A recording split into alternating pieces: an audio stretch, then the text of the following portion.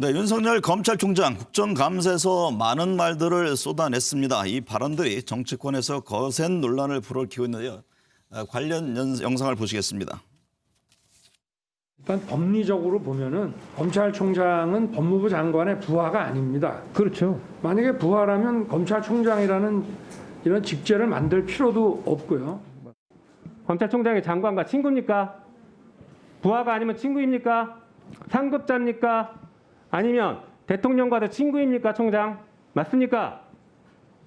그렇게 말씀을 자, 그러면 하시면 안 법무부 돼요. 장관이 도대체 무슨 근거로 검찰총장도 이 부실 수사에 관련돼 있다라는 취지의 발표를 했는지 저는 도저히 이해할 수가 없고, 중상모략이라는 단어는 제가 쓸 수 있는 가장 점잖은 단어라고 저는 생각합니다.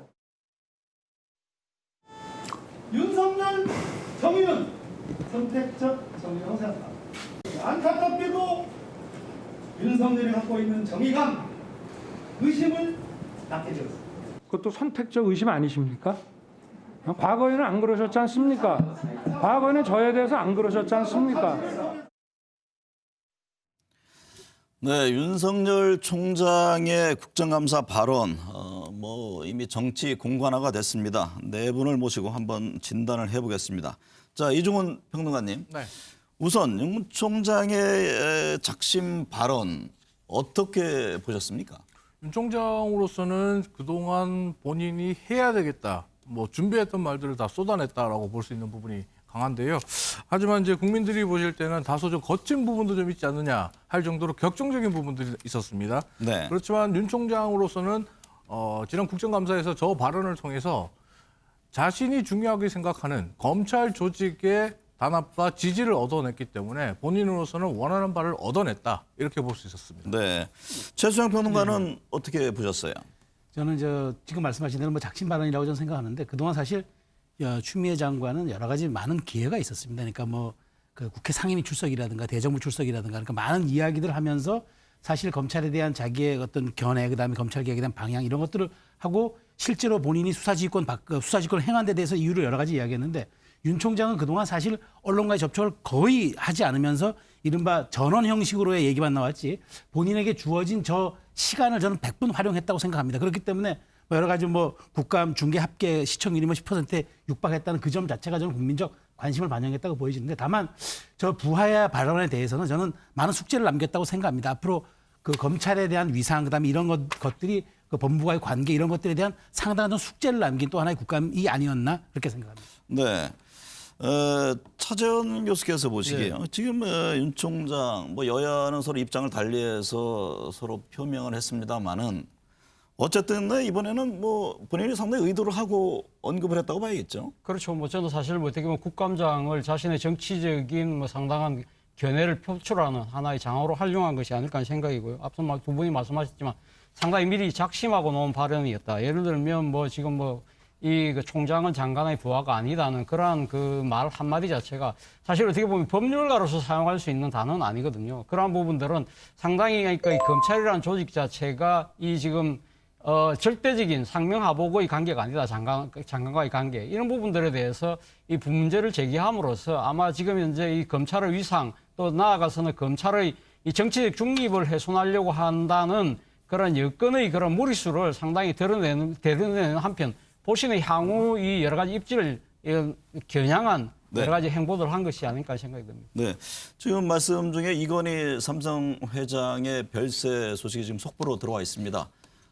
좀 더 자세한 내용 잠시 뒤에 집중적으로 좀 살펴보도록 하겠습니다. 자, 우리 배종찬 대표님. 네. 윤석열 총장은 여러 의도를 갖고 있었을 겁니다. 분명히 어떤 정책인 의도도 있을 것이고, 또 지지율이라든가 또 검찰 개혁을 둘러싼 여론의 움직임 향배도 봤을 텐데 전체적으로 어떻게 보셨어요?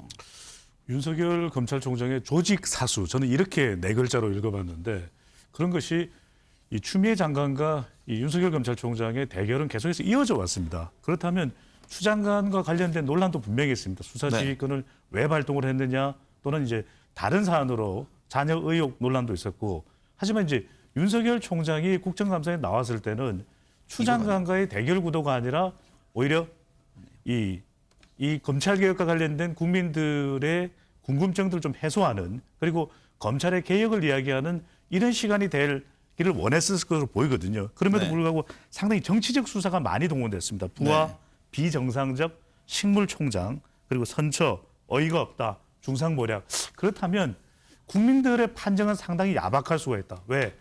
추 장관에 대해서 조목조목 반박하는 모습은 야당 지지층들에게, 또 검찰 내부로는 어떤 긍정적 평가를 끌어낼 수 있을지 몰라도, 그럼에도 불구하고 국민들의 원하는 검찰 개혁의 목소리는 잘 들리지 않았습니다. 네. 또 주목할 점은요. 말씀하신 대로 박상기 전 장관, 조국 전 장관의 선처를 문의했다. 어쨌든 박상기 전 장관을 소환했고, 또 문재인 대통령에 대해서는 임기 문제, 임기를 끝까지 지켜라. 다시 또 불러드렸습니다.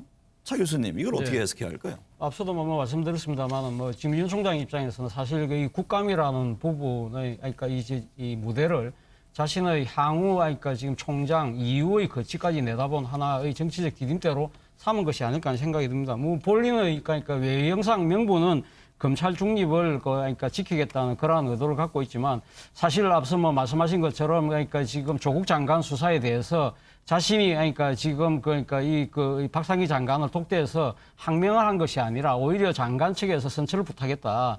그러한 부분들에 대해서 자신의 입장을 분명히 밝힘으로써 이 조국 장관과 둘러싼 그런 부분들에 대한 여러 가지 의혹들을, 자신에게 불편한 의혹들을 해소시켜 나가겠다는 생각, 그리고 또 이 대통령이 그러니까 적절한 메신저를 통해서 자신의 그러니까 임기를 그러니까 흔들리지 말고 지키라는 이야기 자체는 어떻게 보면 이 지금 이 여러 가지 여건에서 자신을 흔들고 있는 이런 모습들에 대해서 이 지금 왜 대통령이 그러면 뭔가 보호적 조치를 하지 않는가는 일종의 오해적인 하나의 항변의 메시지가 아닐까 하는 생각이 들고요. 따지고 좀 더 나아가서 본다고 한다면 추미애 장관이냐 아니면 윤석열 총장이냐를 선택하라는 그러한 아마 이 정치적 메시지일 수 있다. 그런 상황에서 계속적으로 이 여건에서의 압력이 높아질 경우 자신이 뭐 그런 생각을 갖고 있는지 안 있는지 분명하지는 않지만 중도 퇴진을 하더라도 여기에 대한 확실한 정치적 명목을 갖고 가겠다는 그러한 정치적 포스까지 깐 발언이 아니었나 생각이 듭니다. 네, 발언 내용 들어보고서 계속 말씀을 이어가겠습니다. 임명권자인 대통령께서 임기 동안 소임을 다 하라고 하셨고, 민주당에서 뭐 사퇴하라 이런 얘기가 나왔을 때에도 적절한 이런 메신저를 통해 가지고 막 흔들리지 말고 임기를 지키면서 소임을 다하라고 말씀을 전해 주셨습니다. 그리고 임기 마치고 나서 정치하시죠. 말을 빨리. 향후 거취에 대해서 뭐 이렇게 얘기하는 것도 적절하지 않습니다. 다만 퇴임하고 나면 우리 사회에 많은 혜택을 받은 사람이기 때문에 우리 사회와 국민들을 위해서 어떻게 봉사할지 그런 방법은 좀 천천히 퇴임하고 나서 한번 생각해 보겠습니다. 지금은 제가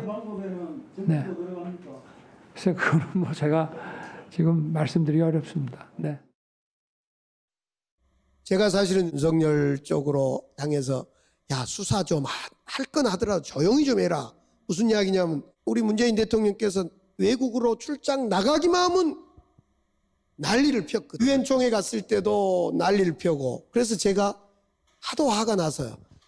그 윤석열 수사팀한테 수사하지 말한 게 아니라 대통령이 국익을 위해서 해외에 나가 계신데 왜 이렇게 난리를 펴고 뉴스를 요리 돌리냐. 네, 배 소장님. 국민을 위한 봉사 얘기, 보통 이제 큰 정치를 할 때 그런 표현들을 쓰지 않습니까? 네, 윤 총장의 언급을 보면은 저것처럼 정치를 하겠다는 강한 의지의 표현도 또 없어 보입니다. 한편에서 해석은. 어떻게 들으셨어요? 선별 전략 대응이죠. 네. 그러니까 지난해 청문회를 할 때는 정치 관심 없다.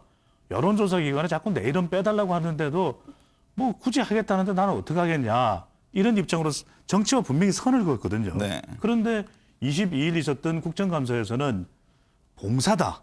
이건 정치 봉사인지 사회 봉사인지 사실 알 길이 없습니다. 근데 열어두고 있다는 것이 정치 선거와 선을 긋지 않았던 모습. 이것은 어떻게 해석을 할 수 있냐면 국정감사에서 나왔던 내용들의 대체적인 것을 보면은 명분 쌓기가 상당히 윤석열 검찰총장 보이는 대목입니다. 대통령과는 소통을 하고 있다. 그 소통의 증거가 바로 메신저거든요. 네. 총선 이후에도 임기 지켜라. 그런데 추 장관에 대해서는 계속 반발을 하고 있습니다. 그러니까 대통령과는 소통 의지가 분명히 드러납니다. 하지만 이 추 장관과 추미애 법무부 장관과의 협력 의지는 잘 안 보입니다. 그런데 이런 정치적 의지, 물론 이제 물음표가 달리고 있습니다. 그래도 이렇게 의사 표현을 하는 것은 그만큼 본인의 무게감, 그러니까 조직을 끝까지 이 보존하는 데 있어서 정치적인 영향력까지도 윤석열 검찰총장은 행사를 할 수 있다. 이것을 보여주는 한마디로 이 조직 사수 경향이 상당히 의향이 강했던 것으로 해석합니다. 네, 최수영 평론가님, 이걸 보면요, 그 정치 국민을 위한 또 봉사 얘기를 했고 또 정치도 들어가냐 부분에 대해서 지금 말씀드리기 어렵다. 부인을 하질 않았습니다. 네. 뭐 이게 말 그대로 시인도 부인도 하지 않으면서 네. 해석을 정치권에 떠넘기는 이제 이런 일종의 그런 이제 전략인데 저는 이제 윤 총장의 얘기를 보면서 물론 이제 지난 인사청문회 때 저희 분명히 그 워딩이 이랬습니다. 정치 소질도 정치할 생각도 없다. 분명 네. 달라졌거든요. 1년 만에.